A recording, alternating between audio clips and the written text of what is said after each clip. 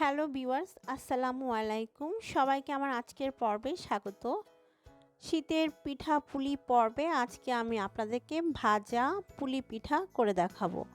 নারকেলের পুরে ভরপুর এই পিঠাটা সবাই অনেক বেশি পছন্দ করে। চলুন দেখে নিই পুরো প্রস্তুত প্রণালী। এই জন্য একটা প্যানে আমি প্রথমে দিয়ে দিচ্ছি 1 টেবিল চামচ পরিমাণ ঘি। অবশ্যই ঘিটা দেওয়ার চেষ্টা করবেন। দিলাম 3টা আস্ত এলাচ, চাইলে এলাচের গুঁড়াও দেওয়া যাবে। এবারে দিয়ে দিতে হবে 1 কাপ পরিমাণ কুড়ানো নারকেল। আমি এখানে ফ্রেশ কুড়ানো নারকেলটা নিয়েছি, তবে আপনারা যদি ফ্রোজেন কুড়ানো নারকেল নিতে চান সেটাও নিতে পারবেন। দিয়ে দিলাম 1 কাপ খেজুরের গুড়। এবার খুব ভালোভাবে সব কিছু মিশিয়ে জাল করব মিডিয়াম লো হিটে রেখে, যতক্ষণ না গুড়টা গলে গিয়ে একটা বাইন্ডিংয়ের সৃষ্টি হচ্ছে। আমি এখানে গুড় দিয়েছি, তবে আপনারা চাইলে চিনি দিয়েও এই পুরটা তৈরি করতে পারবেন। নারকেলের সাথে চিনি দিয়েও পুরটা করে নেওয়া যাবে, তবে নারকেলের সাথে যদি গুড়টা দেওয়া হয় তাহলে খেতে একটু বেশি মজার হয়। তো গুড়টা গলে গিয়েছে দেখতে পাচ্ছেন। এটাকে একদম শুকিয়ে ফেলা যাবে না, না হয়তো এটা যখন আমরা পুলি পিঠাগুলো বানাবো তখন বাইন্ডিং হবে না। তাই এরকম একটু ভেজা ভেজা থাকা অবস্থায় নামিয়ে নিতে হবে। তো আমি নামিয়ে নিচ্ছি এখন, তারপর ঠান্ডা করে নিব। এবার আমরা পুলি পিঠার ডোটা তৈরি করব। তাই নিলাম 2 কাপ পরিমাণ ময়দা, স্বাদ মতো লবণ দিয়ে দিচ্ছি, 1 চা চামচ পরিমাণ চিনি। চিনিটা দিলে খেতে ভালো লাগে তাই দিয়েছি, তবে আপনারা চাইলে স্কিপ করতে পারেন। সব কিছুকে ভালোভাবে মিশিয়ে নেওয়ার পর এর মধ্যে আমি দিয়ে দিব 1/4 কাপ পরিমাণ গরম করে রাখা তেল। আপনারা যদি পুলি পিঠাগুলোকে একদম মুচমুচে বা মচমচে করতে চান সেক্ষেত্রে তেলটা অবশ্যই গরম করে দিতে হবে, তাহলে আপনাদের পুলি পিঠাগুলো 4-5 দিন একদম ক্রিস্পি থাকবে, নেতিয়ে যাবে না। এজন্য তেলটাকে গরম করে দিতে হবে। আমি এখানে 1/4 কাপ পরিমাণ সয়াবিন তেল গরম করে দিয়েছি। খুব ভালোভাবে তেলটা যখন আমরা ময়দার সাথে মিশিয়ে নিয়েছি আর তেলটা যখন হালকা একটু ঠান্ডা হয়ে গিয়েছে, হাত দিয়ে ময়দাটাকে ঝুরা ঝুরা করে নিতে হবে। এই যে আমি হাত দিয়ে খুব ভালোভাবে ঝুরা ঝুরা করে নিচ্ছি। তবে এখানে খেয়াল রাখবেন, যখন গরম তেলটা আপনারা দিবেন তখন হাত ইউজ করবেন না, না হয়তো হাতটা পুড়ে যাওয়ার সম্ভাবনা থাকবে। তো ভালোভাবে ঝুরা ঝুরা করে নেওয়া হয়ে গিয়েছে। এখন আমি এর মধ্যে নর্মাল তাপমাত্রার পানি দিব। তো আমি আজকে ডোটা তৈরির জন্য 1/2 কাপ পানি ব্যবহার করব। পানিটা আপনাদের কম বেশি লাগতে পারে। আর এই পুলি পিঠার ডোয়েরটা খুব বেশি নরম বা খুব বেশি শক্ত হবে না, মোটামুটি মিডিয়াম একটা ডো হবে। তাই আমি অল্প অল্প করে পানি দিয়ে ডোটা তৈরি করার চেষ্টা করেছি। একবারে কিন্তু আমি 1/2 কাপ পানি ঢেলে দেইনি, অল্প অল্প হাতে নিয়ে পানি আমি দিয়েছি আর ডোটা তৈরি করেছি। তো টোটাল আমার পানি লেগেছে 1/2 কাপ। আপনাদের ময়দার অনুযায়ী কম বেশি লাগতে পারে।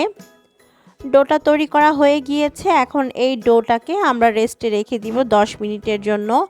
উপর থেকে খানিকটা তেল দিয়েছি, এতে করে আমাদের ডোটা সফট থাকবে। ঢাকনা দিয়ে অপেক্ষা করব 10 মিনিটের মতো, আর এই 10 মিনিটে আমাদের ডো পারফেক্টভাবে সেট হয়ে যাবে।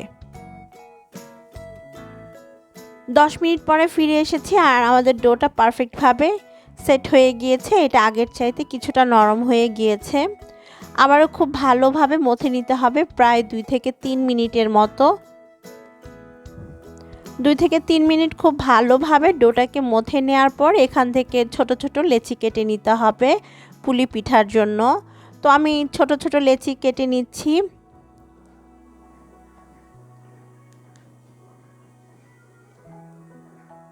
তো এভাবে করে আমি ছোট ছোট লেচি কেটে নিয়েছি আমাদের সম্পূর্ণ ডো থেকে।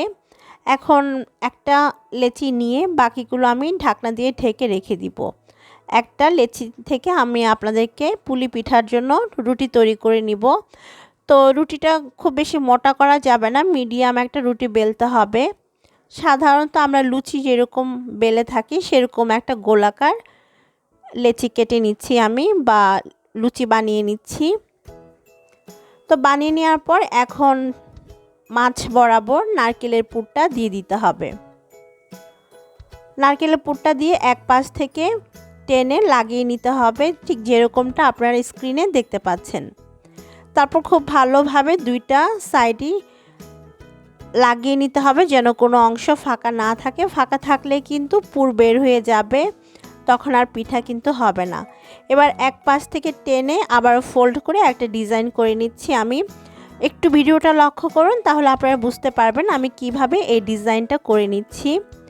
আর এটা যদি আপনারা না পারেন তাহলে বাজারে খুব সহজেই পুলি পিঠা তৈরির বিভিন্ন ধরনের সাজ পাওয়া যায় বা ডাইস পাওয়া যায়, সেগুলো কিনে নিতে পারেন। তবে আমার কাছে এটাই সবচেয়ে ইজি মনে হয়। তো এভাবে করে আমি সবগুলো পুলি পিঠা বানিয়ে নিব। সবগুলো পুলি পিঠা বানিয়ে নেওয়া হয়ে গিয়েছে। আপনারা চাইলে এগুলো ডিপ ফ্রিজে সংরক্ষণ করে রাখতে পারেন প্রায় 1 মাসের মতো। তবে আমি আজকে সবগুলো ভেজে নিব। ভাজার জন্য তেলটাকে খুব ভালোভাবে গরম করে নিয়েছি। তারপরে চুলার হিটটা আমি লোতে করে দিয়েছি। এখন লো হিটে এই পিঠাগুলোকে আমরা ভেজে নিব গোল্ডেন ব্রাউন কালার হয়ে আসা পর্যন্ত। পিঠাগুলো ভাজার এখানে একটা টিপস দিয়ে রাখি, আপনারা যদি পিঠাগুলোকে একদম মচমচে রাখতে চান কিংবা 2-3 দিন পর্যন্ত আপনারা মচমচে ভাবটা বজায় রাখতে চান, তাহলে একদম লো হিটেই কিন্তু পিঠাটা ভাজতে হবে। কোনোভাবেই চুলার আঁচটা বাড়িয়ে দিয়ে পিঠা ভাজা যাবে না, না হয়তো পিঠা মুচমুচে হবে না।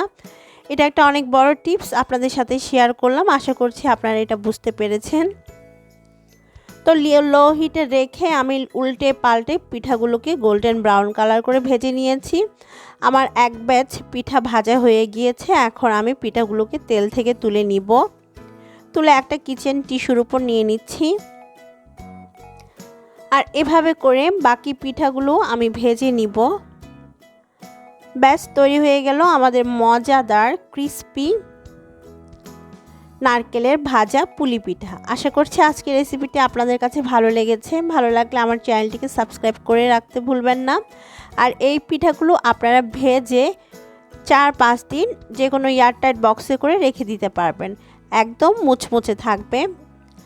সবাই ভালো থাকবেন। আল্লাহ হাফেজ।